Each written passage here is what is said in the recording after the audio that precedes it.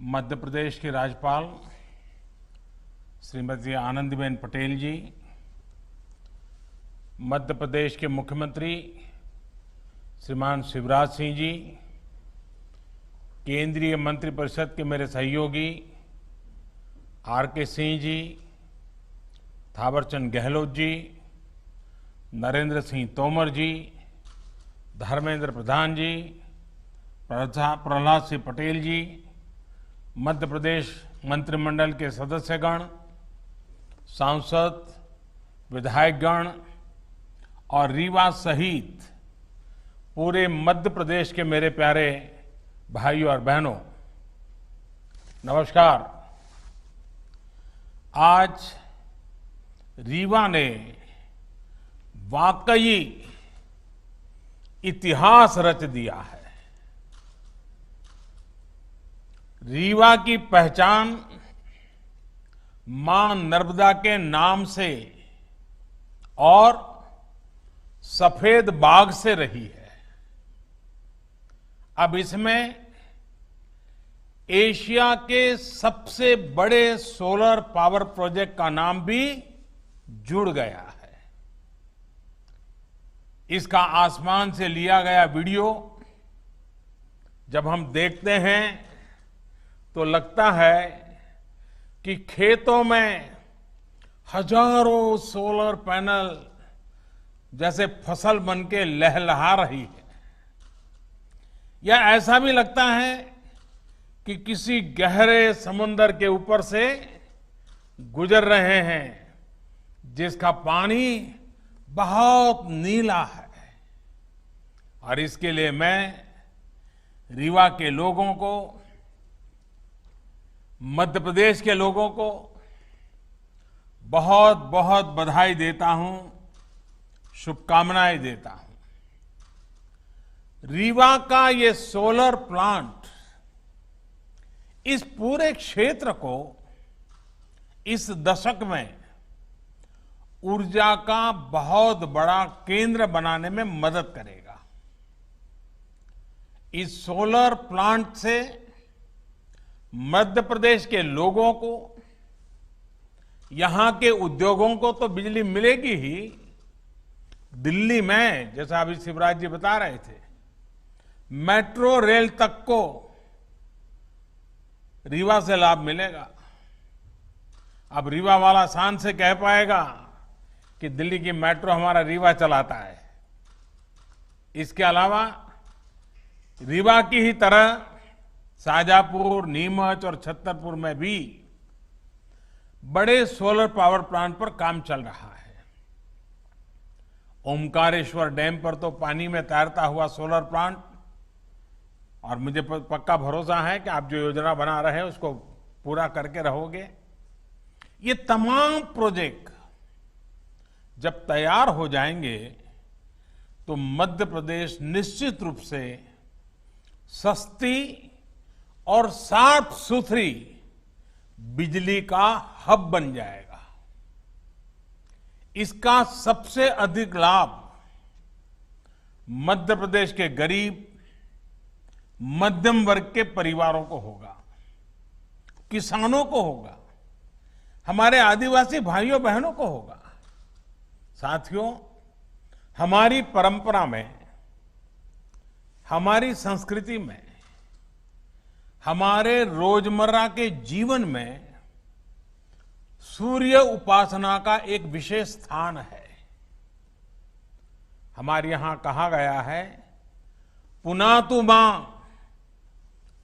मां तत्सवितुर्वरेण्यम, यानी जो उपासना के योग्य सूर्य देव हैं वो हमें पवित्र करें।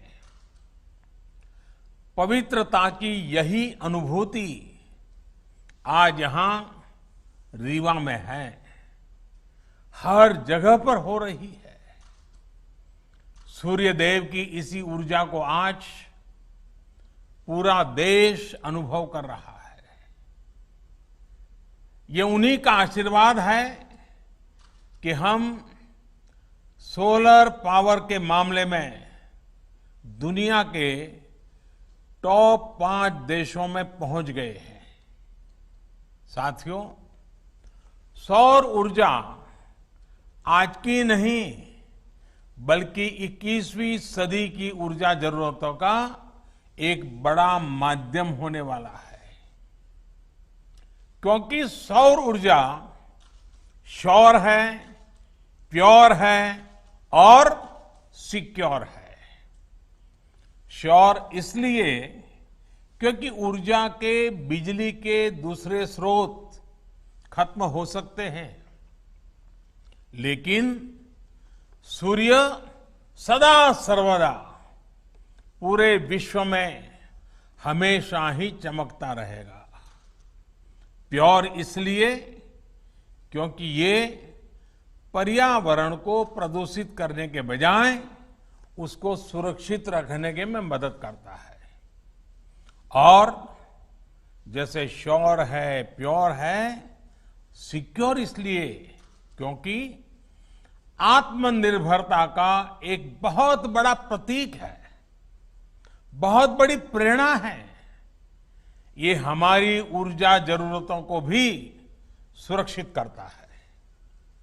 जैसे जैसे भारत विकास के नए शिखर की तरफ बढ़ रहा है, हमारी आशाएं, आकांक्षाएं भी बढ़ रही है और वैसे वैसे हमारी ऊर्जा की, बिजली की जरूरतें भी बढ़ रही है। ऐसे में आत्मनिर्भर भारत के लिए बिजली की आत्मनिर्भरता बहुत आवश्यक है। इसमें सौर ऊर्जा एक बहुत बड़ी भूमिका निभाने वाली है और हमारे प्रयास भारत की इसी ताकत को विस्तार देने के हैं। साथियों, जब हम आत्मनिर्भरता की बात करते हैं, प्रगति की बात करते हैं, तो इकोनॉमी उसका एक अहम पक्ष होता है। पूरी दुनिया के नीति निर्माता बरसों से दुविधा में है कि इकोनॉमी की सोचे या एनवायरमेंट की सोचे। इसी ऊहापोह में फैसले कहीं एक पक्ष में लिए जाते हैं और कहीं दूसरे पक्ष में लिए जाते हैं। लेकिन भारत ने ये दिखाया है कि ये दोनों एक दूसरे के विरोधी नहीं है, बल्कि एक दूसरे के सहयोगी हैं। स्वच्छ भारत अभियान हो, हर परिवार को एलपीजी और पीएनजी का साफ सुथरा ईंधन से जोड़ने का अभियान हो, पूरे देश में सीएनजी आधारित वाहन व्यवस्था, इसके लिए बड़ा नेटवर्क बनाने का काम हो, देश में बिजली आधारित परिवहन के लिए नए नए रिसर्च होने वाले हैं, कुछ प्रयास होने वाले हैं। ऐसे अनेक प्रयास देश में सामान्य मानवीय के जीवन को बेहतर और एनवायरमेंट फ्रेंडली बनाने के लिए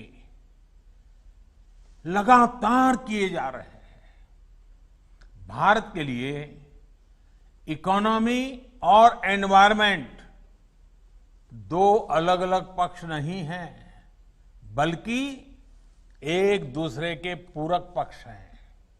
साथियों, आज आप देखेंगे कि सरकार के जितने भी कार्यक्रम हैं, उनमें पर्यावरण सुरक्षा और ईज ऑफ लिविंग को प्राथमिकता दी जा रही है। हमारे लिए पर्यावरण की सुरक्षा सिर्फ कुछ प्रोजेक्ट्स तक सीमित नहीं है, बल्कि ये वे ऑफ लाइफ है। जब हम रिन्यूएबल एनर्जी के बड़े प्रोजेक्ट लॉन्च कर रहे हैं, तब हम ये भी सुनिश्चित कर रहे हैं कि साफ सुथरी ऊर्जा के प्रति हमारा संकल्प जीवन के हर पहलू में दिखे। हम कोशिश कर रहे हैं कि इसका लाभ देश के हर कोने, समाज के हर वर्ग, हर नागरिक तक पहुंचे। मैं आपको एक छोटा सा उदाहरण देता हूं। साथियों, बीते 6 साल में लगभग 36 करोड़, ये आंकड़ा बहुत बड़ा है, 36 करोड़ एलईडी बल्ब्स पूरे देश में वितरित किए जा चुके हैं। 1 करोड़ से ज्यादा एलईडी बल्ब देश भर में स्ट्रीट लाइट्स में लगाए गए हैं। और सुनने में तो ये बहुत सामान्य बात लगती है। ऐसा इसलिए लगता है क्योंकि सामान्य तौर पर जब कोई सुविधा हमको मिलती है, हम उसके आदी हो जाते हैं, तो उसके इम्पैक्ट की या उसके होने या न होने की हमें कुछ महसूस ही नहीं होता। हम ज्यादा चर्चा भी नहीं करते। इस प्रकार की चर्चा तभी होती है जब वो चीज हमारे पास नहीं होती है।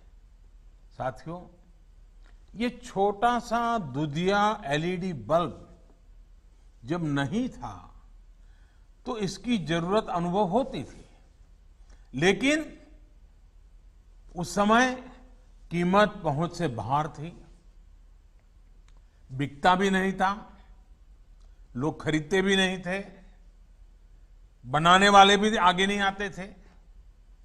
तो 6 साल में क्या हुआ? कौन सा बदलाव आया? एलईडी बल्ब की कीमत उस समय जो थी उससे आज 10 गुना घट गई है। यानी अगर उस समय 400 रुपया थी तो आज 40 रुपया हो गई। अगर 300 थी तो 30 रुपया हो गई। अनेक कंपनियों के बल्ब, इसके बीच में मैन्युफैक्चरर्स में स्पर्धा हो गई, बल्ब बाजार में आ गए, दाम घटते गए और जो काम पहले 100-200 वाट के बल्ब करते थे वो अब 9 या 10 वाट के बल्ब करने लगे हैं। उतना ही उजाला दे रहे हैं। घरों और गलियों में एलईडी लगाने भर से ही हर साल करीब 600 अरब यूनिट बिजली, 600 अरब यूनिट बिजली, इसकी खपत कम हो रही है, बिजली की बचत हो रही है और लोगों को रोशनी भी अच्छी मिल रही है।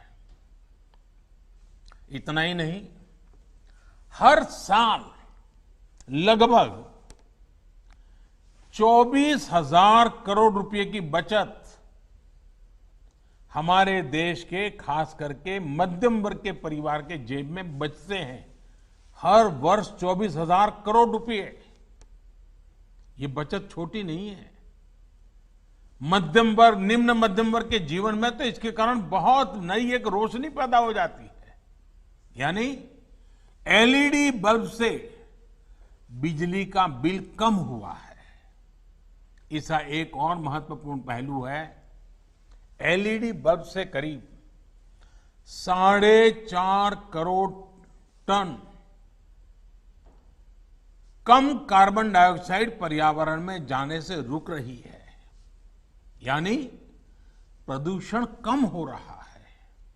साथियों, बिजली हर किसी तक पहुंचे, पर्याप्त बिजली पहुंचे, हमारा वातावरण, हमारी हवा, हमारा पानी भी शुद्ध बना रहे, इसी सोच के साथ हम निरंतर काम कर रहे हैं। यही सोच सौर ऊर्जा को लेकर हमारी नीति और रणनीति में भी स्पष्ट झलकती है। आप सोचिए, साल 2014 में सोलर पावर की कीमत 7-8 रुपये प्रति यूनिट हुआ करती थी और जैसे शिवराज जी ने बताया उसके पहले तो और ज्यादा थी। आज यही कीमत 2.25 से 2.5 रुपये तक पहुंच चुकी है। इसका बहुत बड़ा लाभ उद्योगों को मिल रहा है, रोजगार निर्माण में मिल रहा है, देशवासियों को मिल रहा है। देश ही नहीं, पूरी दुनिया में इसकी चर्चा है कि भारत में सोलर पावर इतनी सस्ती कैसे है।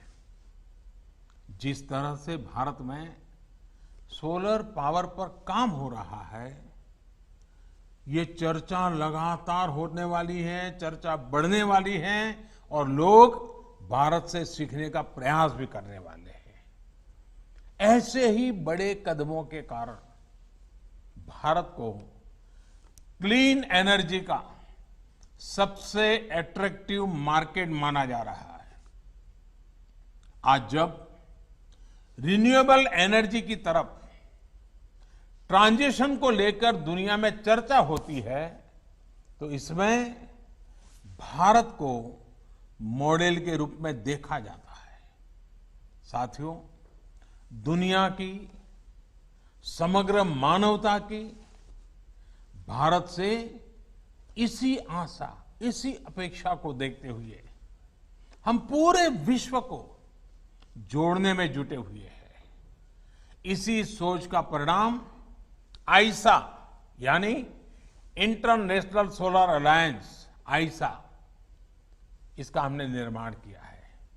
वन वर्ल्ड, वन सन, वन ग्रिड के पीछे की यही भावना है। ये सौर ऊर्जा के बेहतर उत्पादन और उपयोग को लेकर एक पूरी दुनिया को इकट्ठा करने का प्रयास है ताकि हमारी धरती के सामने खड़ा बड़ा संकट भी कम हो सके और छोटे से छोटे, गरीब से गरीब देश की बेहतर बिजली की जरूरतें भी पूरी हो सके। साथियों, एक प्रकार से सौर ऊर्जा ने आम ग्राहकों को उत्पादक भी बना दिया है। पूरी तरह से बिजली के बटन पर कंट्रोल सामान्य नागरिक को दे दिया है। बिजली पैदा करने वाले बाकी माध्यमों में सामान्य जन की भागीदारी ना के बराबर रहती है, लेकिन सौर ऊर्जा में तो चाहे घर की छत हो, दफ्तर या कारखाने की छत हो, कहीं पर भी थोड़ा स्पेस हो, इसमें सामान्य जन की अपनी आवश्यकता की बिजली पैदा वो कर सकता है और इसके लिए सरकार व्यापक प्रोत्साहन भी दे रही है, मदद भी कर रही है। बिजली उत्पादन में आत्मनिर्भरता के इस अभियान में अब हमारा किसान, हमारा अन्नदाता भी जुड़ रहा है।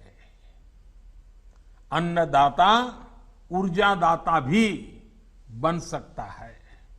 साथियों, हमारा किसान आज इतना सक्षम है, इतना संसाधन संपन्न है कि आज वो एक नहीं, दो तरह के प्लांट से देश की मदद कर रहा है। एक प्लांट तो वो है जिनसे पारंपरिक खेती होती है और जो सदियों से करता आया है और हम सभी को अन्न मिलता है, भोजन मिलता है। किसान हमें भूखा नहीं रहने देता है, उसके लिए वो पसीना बहाता है।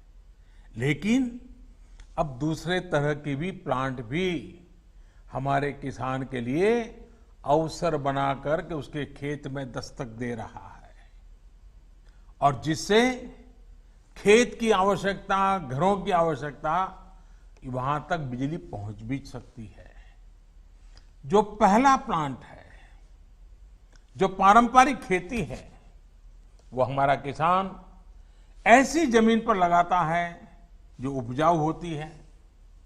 लेकिन ये जो दूसरा सोलर एनर्जी प्लांट है, ये ऐसी जमीन पर भी लगेगा जो जमीन उपजाऊ नहीं है, पानी नहीं है, फसल के लिहाज से वो जमीन अच्छी नहीं है। यानी कि किसान की वो जमीन जहां फसल उगाने में बहुत खर्चा हो जाता है और कोई गारंटी नहीं होती है, अगर बारिश थोड़ी ऊपर नीचे हो जाए तो सब बर्बाद हो जाता है, उस जमीन का उपयोग भी होगा, उससे भी किसान की आमदनी बढ़ सकती है। कुसुम योजना के माध्यम से आज किसानों को अतिरिक्त जमीन पर ऐसे सोलर प्लांट लगाने में मदद करने की योजना काम कर रही है। खेतों में ही जो सोलर बिजली पैदा होगी, इससे हमारे किसान अपनी जरूरतें भी पूरी कर पाएंगे और अतिरिक्त बिजली को बेच भी सकेंगे। मुझे पूरा विश्वास है कि मध्य प्रदेश के किसान साथी भी अतिरिक्त आय के इस साधन को अपनाने और भारत को पावर एक्सपोर्टर, ऊर्जा निर्यातक बनाने के इस व्यापक अभियान को जरूर सफल बनाएंगे। ये विश्वास इसलिए अधिक है क्योंकि मध्य प्रदेश के किसानों ने संकल्प को सिद्धि में बदल करके दिखाया है। आपने जो काम किया है वो हर किसी के लिए प्रेरणा का कारण बना हुआ है। जिस प्रकार आपने गेहूं उत्पादन के मामले रिकॉर्ड बनाया, दूसरों को पीछे छोड़ दिया, वो प्रशंसनीय है। कोरोना के इस मुश्किल समय में किसानों ने जो रिकॉर्ड तोड़ उत्पादन किया, मध्य प्रदेश की सरकार ने रिकॉर्ड तोड़ खरीद की, उसके लिए भी आप प्रशंसा के पात्र हैं। और इसलिए बिजली उत्पादन के मामले में भी मध्य प्रदेश के सामर्थ्य पर मुझे पूरा भरोसा है। उम्मीद है कि एक दिन ये भी खबर आएगी कि कुसुम योजना के तहत मध्य प्रदेश के किसानों ने रिकॉर्ड बिजली उत्पादन की है, बिजली पैदा की है। भाइयों और बहनों, सोलर पावर की ताकत को हम तब तक पूरी तरह से उपयोग नहीं कर पाएंगे जब तक हमारे पास देश में ही बेहतर सोलर पैनल, बेहतर बैटरी, उत्तम क्वालिटी की स्टोरेज, उसकी कैपेसिटी का निर्माण ना हो। अब इसी दिशा में तेजी से काम करना है और हम सब करके रहेंगे। आत्मनिर्भर भारत अभियान के तहत अब देश का लक्ष्य है कि सोलर पैनल सहित तमाम उपकरणों के लिए हम आयात पर अपनी निर्भरता को खत्म करें। लक्ष्य ये है कि अभी जो देश की solar PV module manufacturing capacity है, उसको भी तेजी से बढ़ाया जाए। और इसलिए घरेलू मैन्युफैक्चरिंग को बढ़ावा देने के लिए अनेक जरूरी कदम उठाए जा रहे हैं। अब जैसे कुसुम योजना के तहत लगाए जा रहे पंपों में वो सोलार पंप बनाए जा रहे हैं, घरों में लगने वाले रूफटॉप पैनल में भारत में ही बने सोलार फोटोवोल्टेक सेल्स और मॉड्यूल्स, इसको हमने जरूरी कर दिए गए हैं। इसके अलावा सरकारी विभाग और दूसरी सरकारी संस्थाएं जो भी सोलर सेल या मॉड्यूल खरीदेगी वो मेक इन इंडिया ही हो, ये तय किया गया है। यही नहीं, पावर प्लांट लगाने वाली कंपनियां सोलर पीवी मैन्युफैक्चरिंग भी करें, इसके लिए भी प्रोत्साहन दिया जा रहा है। मेरा आज इस सेक्टर से जुड़े उद्यमियों से, युवा साथियों से स्टार्टअप से, एमएसएमई से यही आग्रह है कि आप इस अवसर को जाने मत दीजिए। इस अवसर का फायदा उठाइए। भाइयों और बहनों, आत्मनिर्भरता सही मायने में तभी संभव है जब हमारे भीतर आत्मविश्वास हो। आत्मविश्वास तभी आता है जब पूरा देश, पूरा सिस्टम, हर देशवासी, हम सब मिलकर के आत्मनिर्भरता की दिशा में चल पड़े। कोरोना संकट से पैदा हुई स्थितियों के बीच भारत यही काम कर रहा है। सरकार यही आत्मविश्वास जगाने में जुटी है। समाज के जिस तबके तक अक्सर सरकारें पहुंच नहीं पाती थी, आज उन तक सरकार के संसाधन और संवेदना दोनों पहुंच रही है। अब जैसे प्रधानमंत्री गरीब कल्याण योजना को ही लीजिए। लॉकडाउन के तुरंत बाद पहला कदम ये उठाया गया कि देश के 80 करोड़ से अधिक गरीब साथियों तक मुफ्त खाना पहुंच सके, उनकी जेब में थोड़ा बहुत खर्चे के लिए व्यवस्था रहे। और जब लॉकडाउन उठाया गया तब सरकार को लगा कि आने वाला समय तो बरसात का भी है, त्योहारों का भी है, और हमारे यहाँ तो दिवाली और छठ पूजा तक अब तो त्योहार ही त्योहार चलते रहते हैं और सभी संप्रदाय, सभी धर्मों के त्योहार रहते हैं। ऐसे में गरीबों को ये मदद मिलती रहनी चाहिए। इसलिए इस योजना को जारी रखा गया। अब गरीब परिवारों को नवंबर तक मुफ्त राशन मिलता रहेगा। इतना ही नहीं, निजी क्षेत्र के लाखों कर्मचारियों के ईपीएफ खाते में भी सरकार पूरा अंशदान दे रही है। इसी तरह पीएम स्वनिधि योजना के माध्यम से उन साथियों की सूद भी ली गई है जिनकी सिस्टम तक सबसे कम पहुंच होती थी। आज इस योजना से रेहड़ी, ठेला लगाने वाले लाखों साथियों को 10,000 रुपये तक के सस्ते ऋण बैंक से मिलने लगे हैं।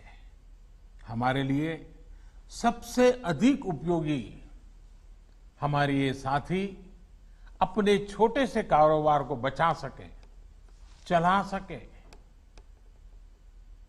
हमारे यहां इन सारी चीजों को कभी प्राथमिकता नहीं रहती थी, लेकिन एक संवेदनशील सरकार होने के कारण, देश की भावी पीढ़ी को समर्पित होने के कारण आज हम लगातार कदम उठा रहे हैं। यानी एक तरफ छोटे, लघु, कुटीर उद्योगों और बड़े उद्योगों के बारे में सोचा गया, तो दूसरी तरफ इन छोटे लेकिन उपयोगी कारोबारियों की भी चिंता की गई। साथियों, सरकार हो या समाज, संवेदना और सतर्कता इस मुश्किल चुनौती से निपटने के लिए हमारे सबसे बड़े प्रेरणा स्रोत है। आज जब आप मध्य प्रदेश को, पूरे देश को आगे बढ़ाने के लिए, रोजी रोटी भी कमाने के लिए घर से बाहर निकल रहे हैं, निकलना पड़ रहा है, तो अपनी एक और जिम्मेदारी भी हमेशा याद रखिए, और वो है, और मैं चाहूंगा कि जो बात मैं बताता हूं ये बाकी लोग भी बार बार बताते रहें, जहां भी है बताते रहें। 2 गज की दूरी, चेहरे पर मास्क, हाथ को 20 सेकंड तक साबुन से धुलना, कहीं पर भी थूकना नहीं, ये सारे नियमों का हमें हमेशा पालन करना है।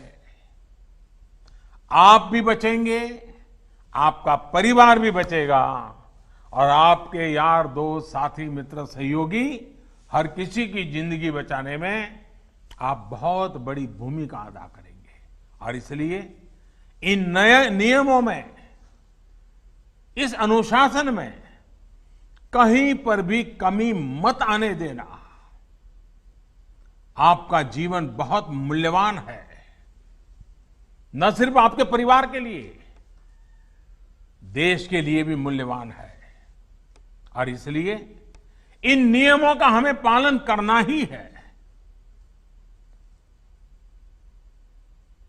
मेरे प्यारे साथियों, एक बार फिर आपको, मध्य प्रदेश को इस सोलर पावर प्लांट के लिए बहुत बहुत मैं बधाई देता हूं और ये कहना चाहूंगा कि प्लांट भले रीवा में लगा हो, बिजली चलो दिल्ली के मेट्रो तक पहुंचती होगी, लेकिन इसके कारण पर्यावरण के पक्ष में जो काम हुआ है उसका प्रभाव पूरी मानव जाति पे होने वाला है, पूरे विश्व पर होने वाला है। और इसलिए आपने एक सुरक्षित विश्व के लिए मजबूत नींव आज रीवा में डाली है।